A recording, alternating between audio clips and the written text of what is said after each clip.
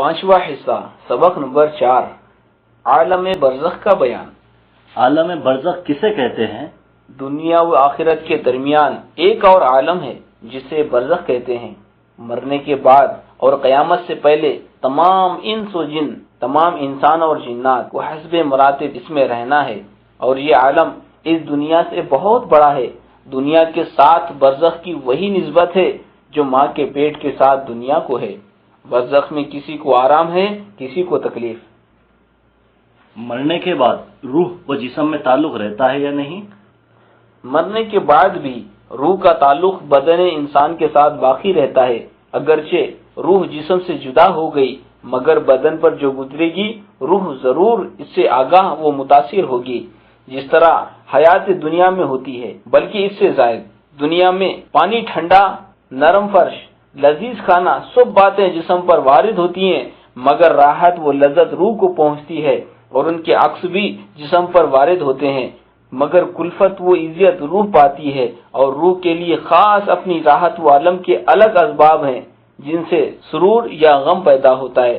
بعینی یہی سب حالتیں برزخ میں ہیں۔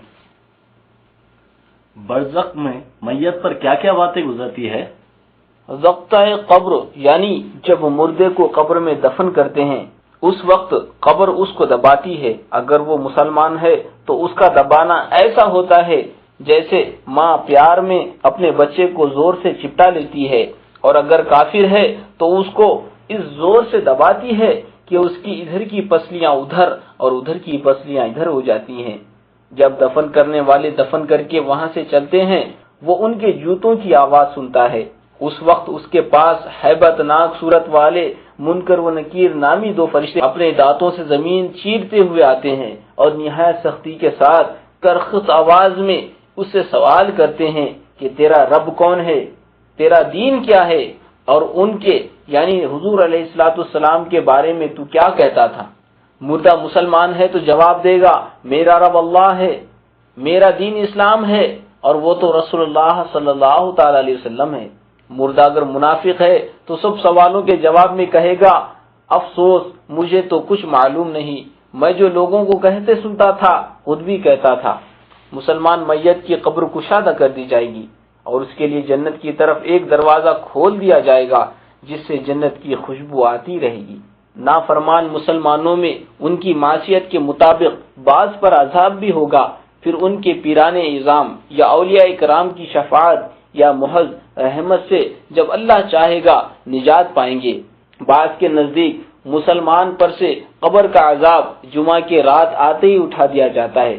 کافر اور منافق کی میت کے لیے آگ کا بچھونا بچھا کر اور آگ کا لباس پہنا کر جہنم کی طرف ایک دروازہ کھول دیا جائے گا، اور اس پر فرشتگان عذاب مقرر کر دیے جائیں گے، نیز سانپ بچھو اسے عذاب پہنچاتے رہیں گے۔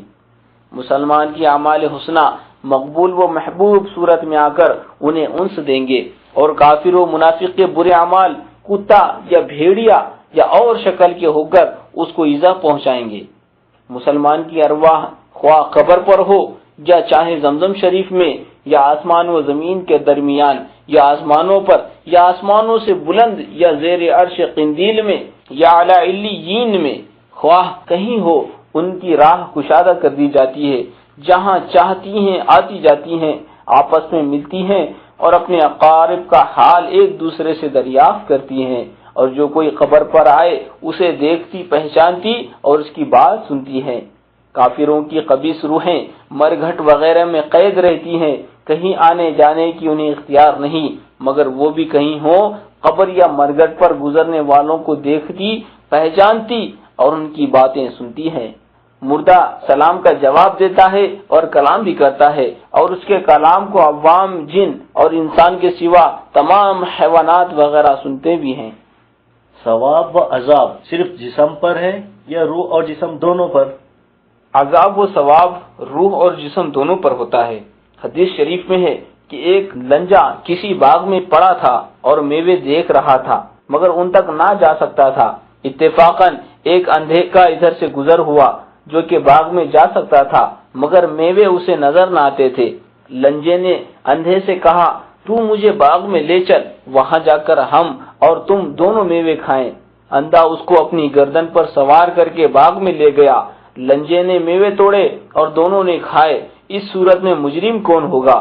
دونوں ہی مجرم ہیں، اندھا جسم ہے اور لنجا روح۔ جب جسم قبر میں گل جائے گا تو عذاب و ثواب کس پر ہوگا؟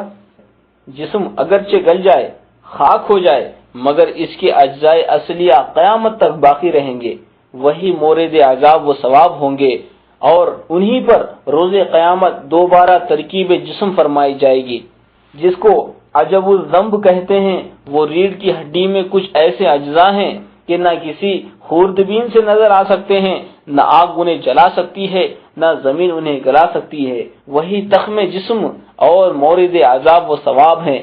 عذاب قبر اور تنعیم قبر حق ہے، اور ان کا انکار وہی کرے گا جو گمراہ ہے۔ مردہ اگر دفن نہ کیا جائے تو اسے سوالات کہاں ہوں گے؟ مردہ اگر قبر میں دفن نہ کیا جائے تو جہاں پڑا رہ گیا یا پھینک دیا گیا، اس سے وہیں سوالات ہوں گے اور وہیں ثواب یا عذاب اسے پہنچے گا، یہاں تک کہ جسے شیر کھا گیا تو شیر کے پیٹ میں ہی سوال و جواب اور ثواب و عذاب جو کچھ ہو پہنچے گا۔ وہ کون لوگ ہیں جن کے اجسام محفوظ رہیں گے؟ انبیاء علیہم السلام اور اولیاء کرام اور علماء دین اور شہید اور حافظان قرآن، جو کہ قرآن مجید پر عمل کرتے ہوں، اور وہ جو منصب محبت پر فائز ہیں، اور وہ جسم جس نے کبھی اللہ عز و جل کی نافرمانی نہ کی، اور وہ کہ جو اپنے اوقات درود شریف اور قرآن شریف کی تلاوت میں مشغول رکھتے ہیں، ان کے بدن کو مٹی نہیں کھا سکتی، اور جو شخص انبیاء کرام کی شان میں یہ خبیث کلمہ کہے کہ وہ مر کر مٹی میں مل گئے تو معاذ اللہ وہ توہین کا مرتکب اور گمراہ بددین ہے۔ زندوں کی خیر خیرات سے مردوں کو فائدہ پہنچتا ہے یا نہیں؟ نماز، روزہ، زکوٰۃ، صدقہ، حج، تلاوت قرآن، ذکر، زیارت قبور، خیر خیرات، غرض ہر قسم کی عبادت اور ہر عمل نیک، فرض و نفل کا ثواب مردوں کو پہنچایا جا سکتا ہے، ان سب کو پہنچے گا، اور اس کے ثواب میں کچھ کمی نہ ہوگی، بلکہ اس کی رحمت سے امید ہے کہ سب کو پورا ملے گا، یہ نہیں کہ اسی ثواب کی تقسیم ہو کر ٹکڑا ٹکڑا ملے، بلکہ یہ امید کہ اس پہنچانے والے کے لیے ان سب کے مجموعے کے برابر ملے۔ مثلا کوئی نیک کام کیا جس کا ثواب کم از کم 10 ملے گا، اس نے 10 مردوں کو پہنچایا تو ہر ایک کو 10 ملیں گے، اور اس کو 110۔ وعلی ھذا القیاس، حدیث شریف میں وارد ہے، جو شخص 11 بار قل ھو اللہ شریف پڑھ کر اس کا ثواب مردوں کو پہنچائے گا تو مردوں کی گنتی کے برابر اسے ثواب ملے گا، اور نابالغ نے کچھ پڑھ کر یا کوئی نیک عمل کر کے اس کا ثواب مردے کو پہنچایا تو انشاءاللہ تعالی پہنچے گا۔ یہاں یہ نہ سمجھنا چاہیے کہ فرض کا ثواب پہنچا دیا تو اپنے پاس کیا رہ گیا، اس لیے کہ ثواب پہنچانے سے فرض اس کے ذمے سے ساقط ہو چکا، پھر وہ عود نہ کرے گا، ورنہ ثواب کس شے کا پہنچتا ہے۔ لہذا فاتحہ مروجہ جو کہ ایصال ثواب کی ایک صورت ہے، یہ جائز بلکہ محمود اور شرعاً مطلوب ہے۔ ایصال ثواب کا کیا طریقہ ہے؟ ایصال ثواب جسے عرف میں فاتحہ یا اولیاء کرام کو جو ایصال ثواب کرتے ہیں اسے تعظیماً نظر و نیاز کہتے ہیں کہ اس میں سورہ فاتحہ پڑھی جاتی ہے۔ اس کا طریقہ یہ ہے کہ سورہ فاتحہ و آیت الکرسی 1 بار اور 3 بار یا 7 یا 11 بار سورہ اخلاص، اور اول و آخر 3 یا زائد بار درود شریف پڑھے، اور اس کے بعد ہاتھ اٹھا کر عرض کرے کہ الہی میرے اس پڑھنے پر، اور اگر کھانا وغیرہ رکھا ہو بھی تو ان کا نام بھی شامل کرے، اور کہے کہ میرے اس پڑھنے اور ان چیزوں کے دینے پر جو ثواب مجھے عطا ہوا اسے میرے عمل کے لائق نہ دے بلکہ اپنے کرم کے لائق عطا فرما، اور اسے میری طرف سے فلاں ولی اللہ مثلا حضور پرنور سیدنا غوث اعظم رضی اللہ تعالیٰ عنہ کی بارگاہ میں نظر پہنچا، اور ان کے آباء و کرام، وہ مشائخ اعظام، وہ اولاد و مریدین اور محبین، اور میرے ماں باپ، اور فلاں فلاں، اور سیدنا آدم علیہ السلام سے روز قیامت تک جتنے مسلمان ہو گزرے یا موجود ہیں یا قیامت تک ہوں گے، سب کو اس کا ثواب پہنچا۔ اس کے بعد دونوں ہاتھ چہرے پر پھیر لیں۔